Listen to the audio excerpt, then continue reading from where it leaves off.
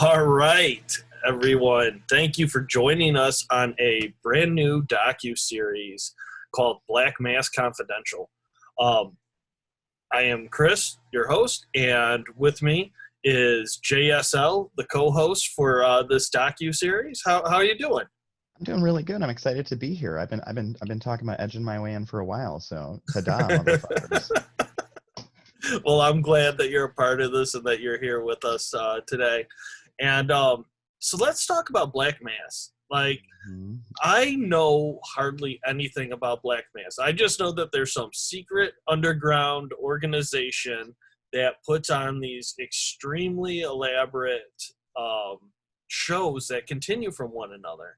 And to be honest, the only place that I've done any research or heard it from is just word of mouth. People saying you have to do a Black Mass show. So, I mean, how did you find out about it? I think I first heard about Black Mass on Instagram, and then I read a few reviews on a few different websites and was immediately like, this is something different. Down in Long Beach, they're doing something different. And of course, I like violence, I like story, and so I was immediately kind of drawn in, and of course, some of the best iconography I've seen in terms of their marketing. I just really love their aesthetic. So I fell in as far as I was able to in that moment, but I always wanted a deeper look into it. And so I guess that makes us really lucky, because tonight we have all four founders of Black Mass here with us, and we're going to get to know them a little bit better. And so from left to right, I have to proudly introduce the four founders of Black Mass: Paul, Reyna, Alex, and Amori. Thanks for having us. And so, let's start it off. Let's talk about the inception of Black Mass. And I'm going to look to any of you to kind of kick that off. Give us your Black Mass origins. Well, we all kind of look well. We all had been kind of working together previously. Perfect. And, we were not working at the time, and we really just we wanted to do it. This is what we love, and we decided, all right, well, let's all do this together, and, started doing some pre-planning. And January 1st, 2019, we kicked off our first, invitations and inviting people to come through shows, and we built it and they came, and, and then the rest is kind of, history for the last couple of years. But that's basically the story of how Black Mass formed. Like a necessity to keep the art going. We didn't want to stop, so we're like, screw it, man. Like, we don't have to stop. Let's just keep going. I don't think any of us were like thinking about it or talking about it either. Like, one day we just all sort of walked into the room together and we're like, hey, we should do this. And I was like, hey, I've got a name. Hey, yeah. Literally, we just all walked into the room together with the same idea, and each one of us had a part that made it work. All right, so let's get into everybody's titles.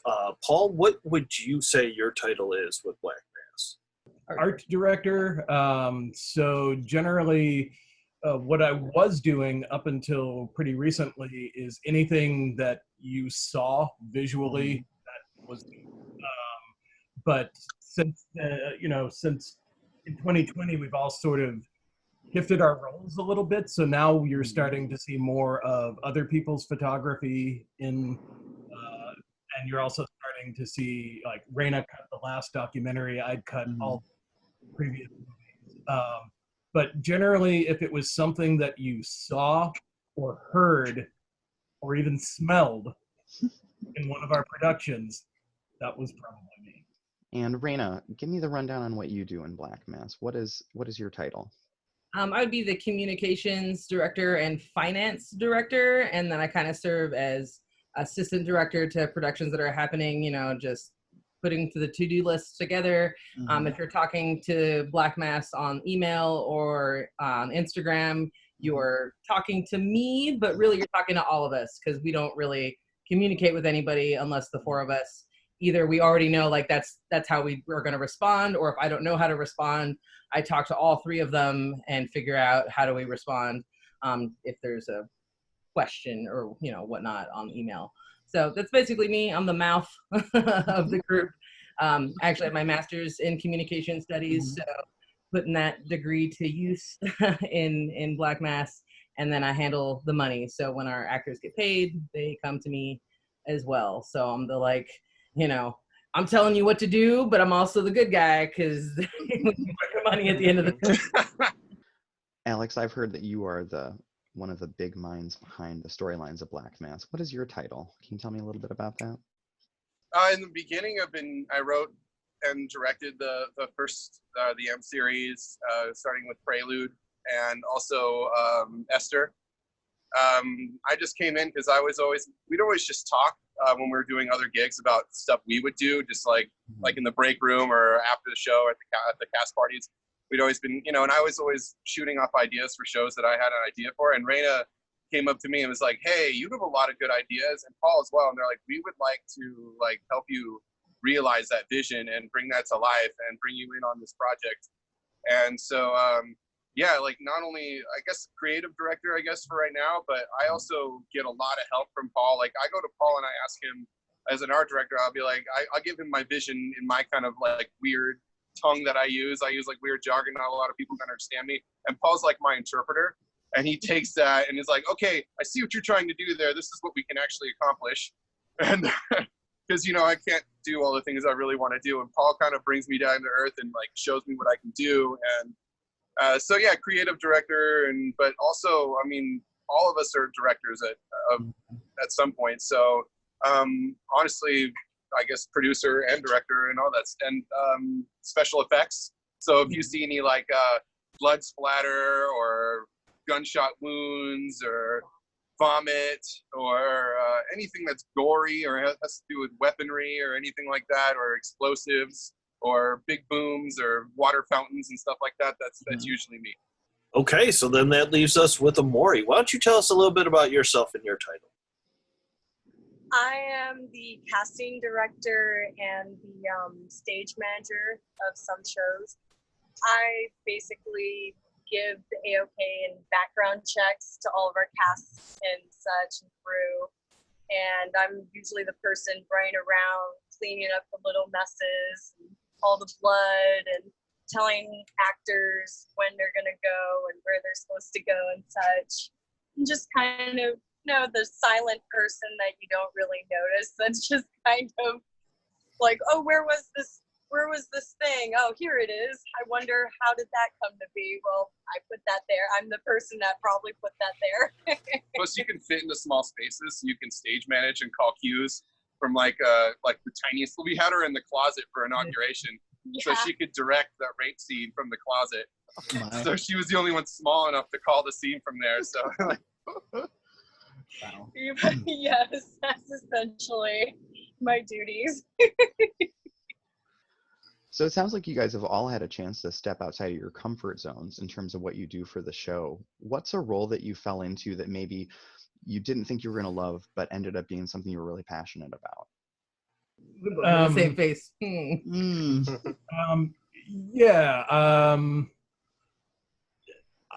I'll be honest with you.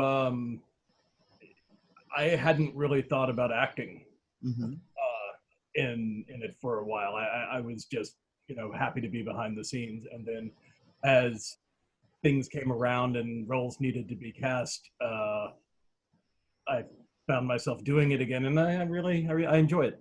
I was surprised. I didn't. It was one of those things that I didn't know I missed until I was doing it again, and I was like, "Oh yeah, that's good stuff." Even when it involves being beaten up by Todd. He's taking bigger beatings than from Todd. yeah.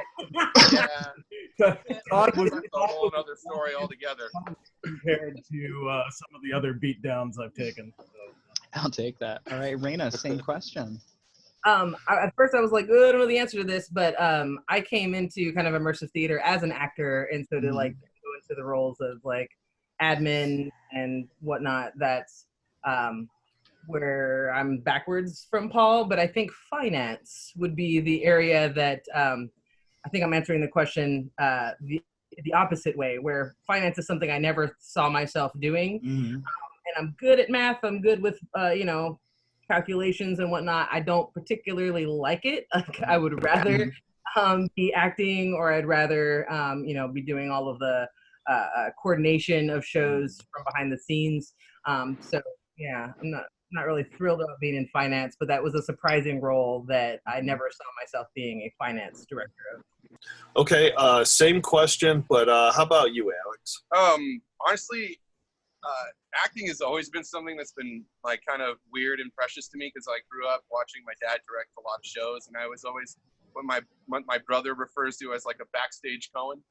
So like we're always like, I was always backstage. My dad's was a professional stage manager and all that stuff. So coming in and acting was kind of weird, because I always felt like that wasn't my thing. But honestly, it's been special effects that have really, like, I love making little like my squibs and the pneumatic pumps and the pneumatic bombs I have. I've had so much fun with like little boom booms and spraying blood and gore effects and just special effects gags in general, especially in the theater and immersive environment. I feel it's a lot different than a film or a theater. So like immersive theater, I can do a lot more misdirection. It's a lot easier to pull off. I just think it's fun to come up with different ways to achieve special effects in this particular medium. I think it's a fresh and awesome new thing. Awesome. I like that. Can I shoot you with a grenade launcher? Yeah, Awesome. totally. Perfect. You two, Paul, Reyna, I'll be nice. Amori, you're... I totally owe you one of those. Yeah, I mean, come on. Yeah. I mean, I'm 14 years. You should have seen me when that box came in. It was like, yeah, it was great. And Amori, for you, the same question. It'd probably be directing. I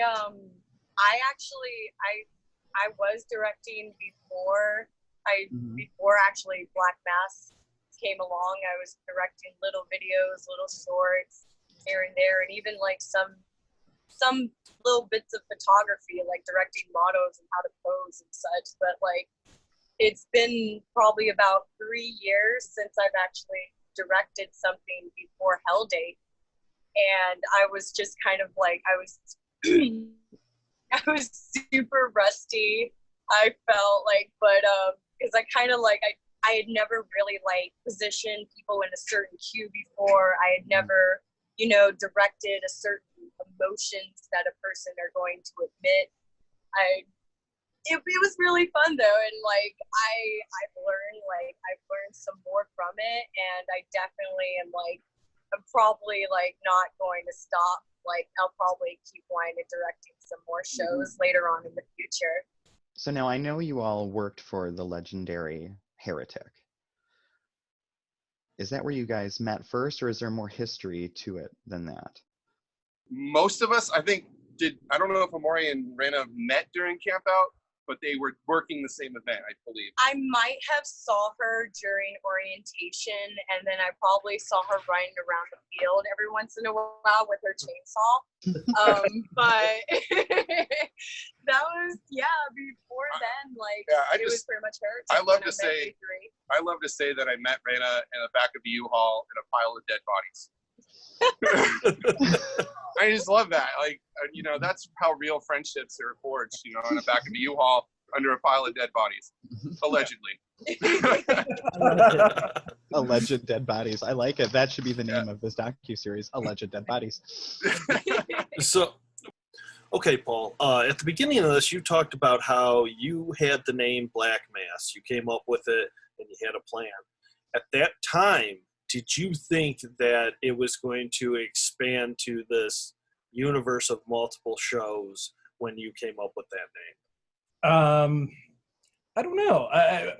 Honestly, when it came to me, I think I was on a set somewhere and I just finished shooting something. So I just stuck it into the note section of my phone. I just typed it out.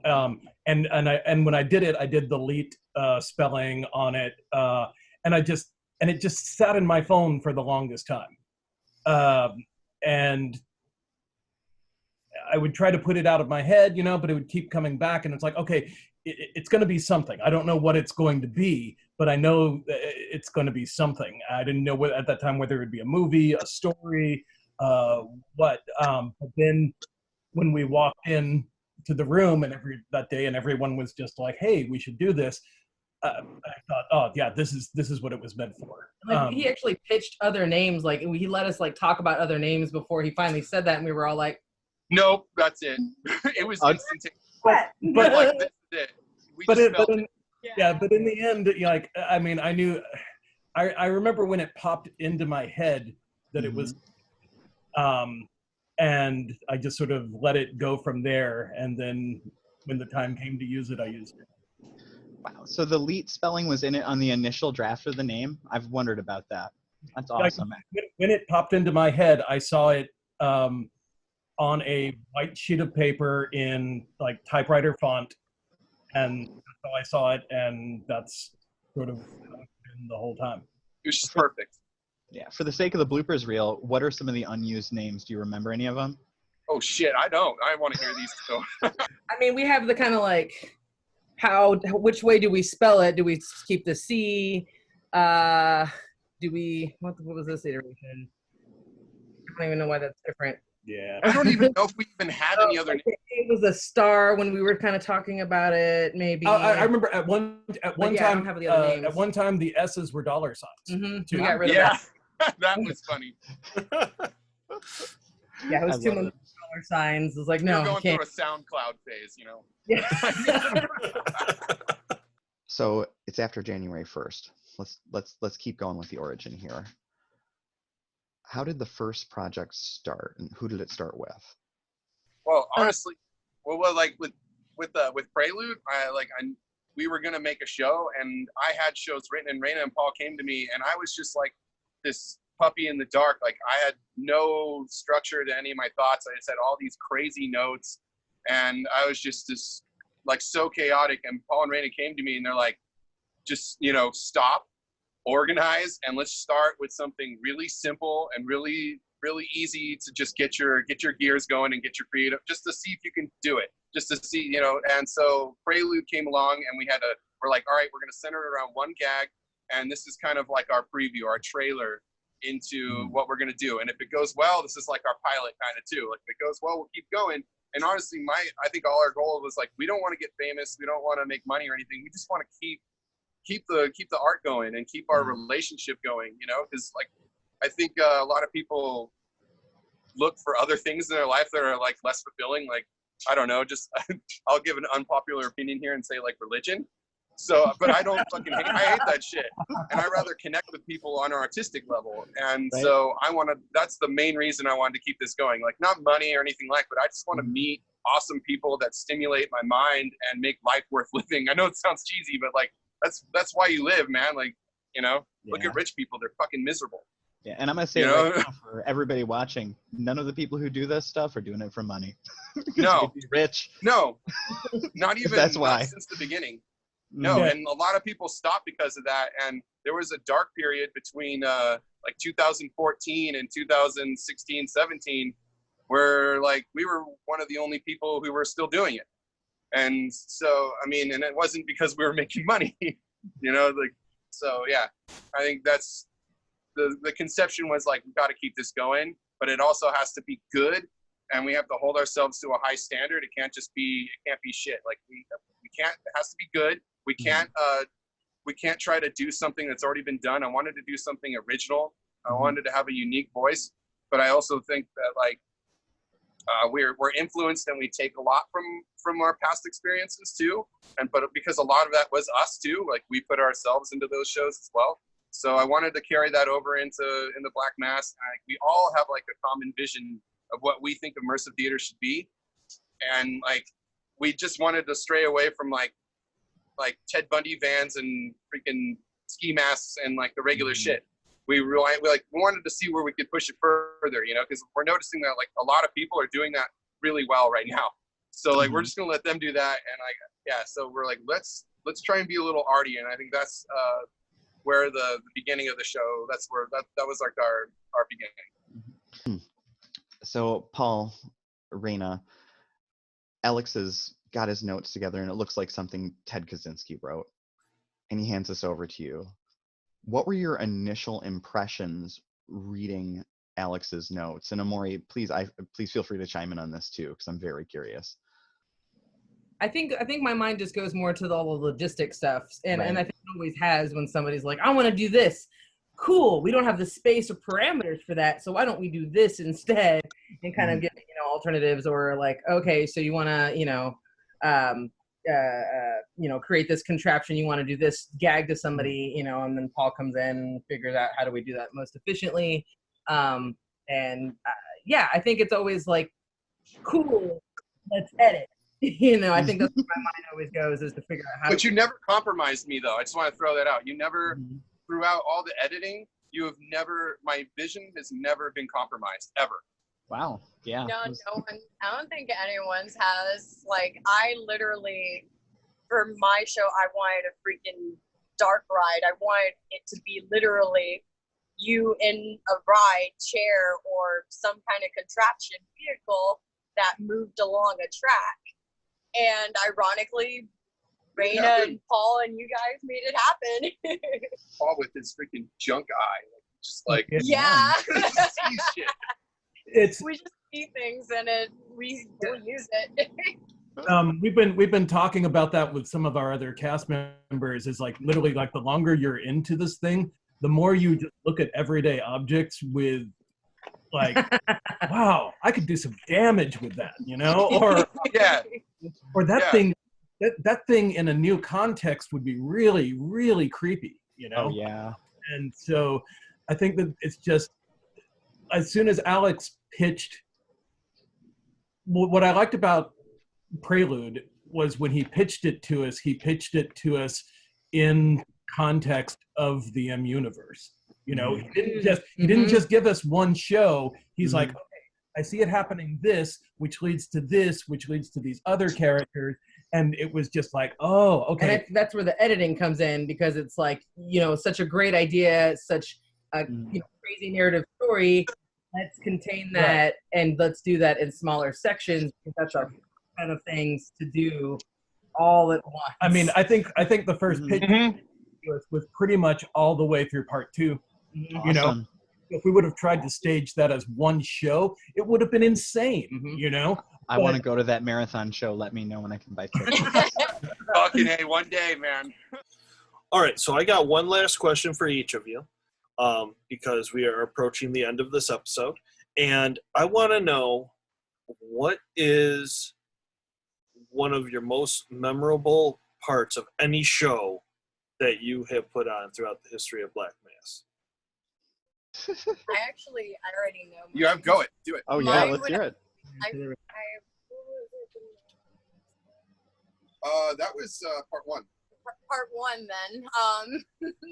It was during a scene, and it was toward the end of a scene in part 1 where a particular guest, it was really funny what she said, because there was a teddy bear that we had, and we always had the guests name the teddy bear, oh, it's Julio, it's Jerry, it's something, it's Mr. Biggles, it's Escobar.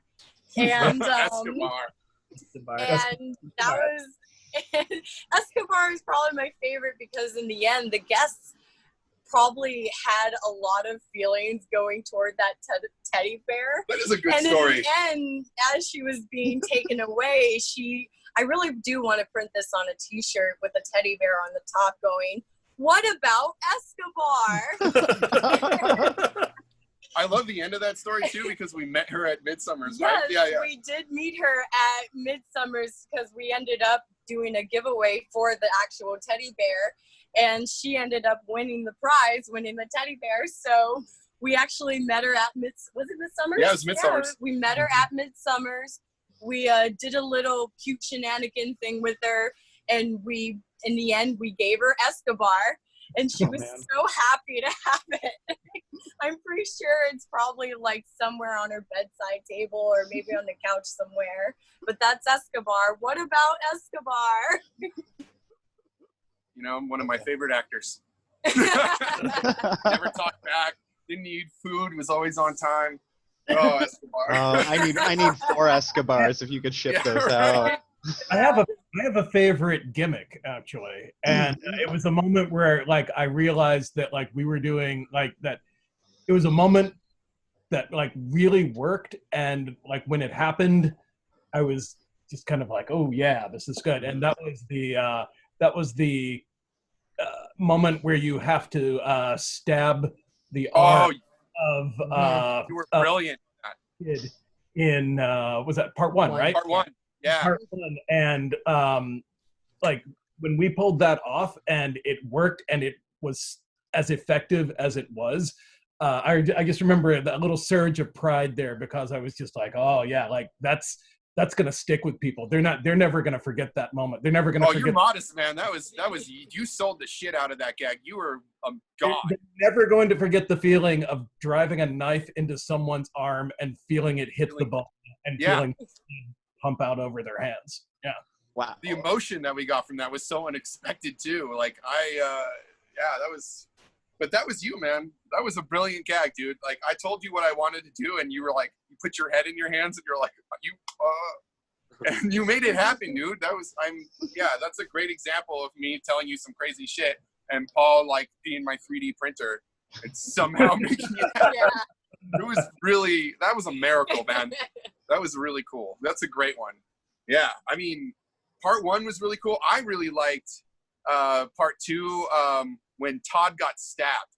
And everybody, I love our actor Sean had the greatest reaction. You'd just be like, and the blood would just splatter everywhere, and nobody expected that from that when he got stabbed, for that explosion of blood.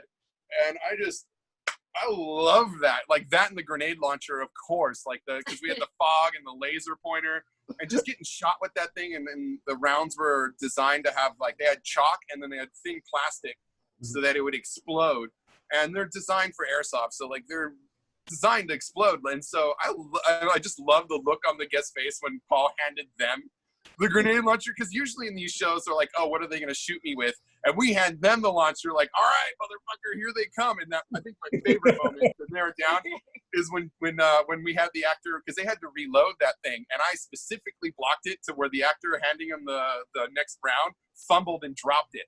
So, like, they can hear the guy coming around the corner, and Paul's in there going, reload it! The other guy's fumbling it around. Like, oh, that moment of just chaos, controlled chaos. That was beautiful, man. That's why I do what I do. That moment of controlled chaos. Holy shit, man. Yeah, that's it. More to come, though. That's going to be shit compared to blindness. What do you think? The biggest memory, I came up with an actual answer, but the like thing that came to me first was just hearing Baker scream over and over. And, yes. And yes. Not just in the show, but like editing the documentary. Just being like, oh, let me take that back. Yeah. Oh, you know what? I'm just gonna do that over the title.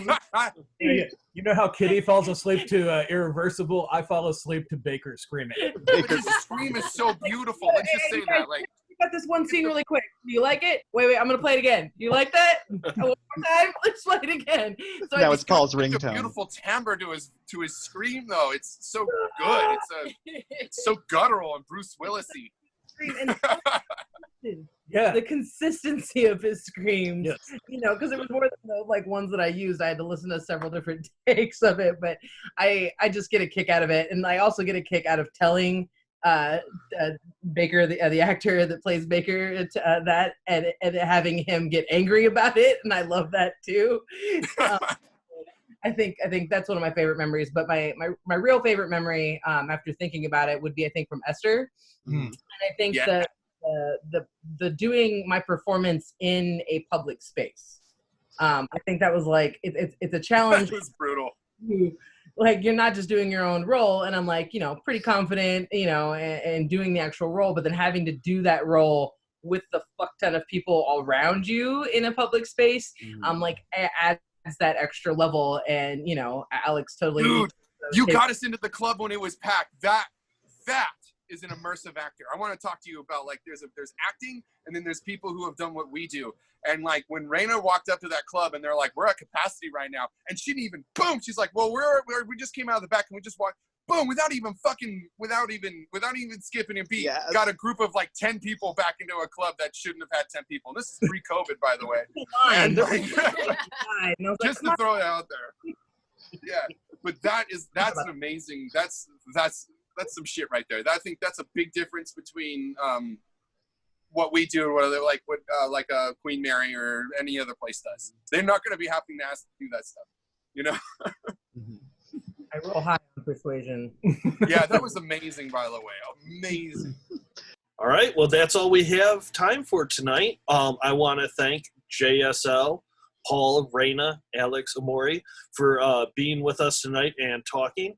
And for the people at home, we have a lot more to come. We have a lot more episodes where we are going to look into more in-depth look of what Black Mass is.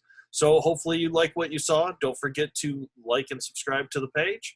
Give us a comment below on what you think. Talk to you all later.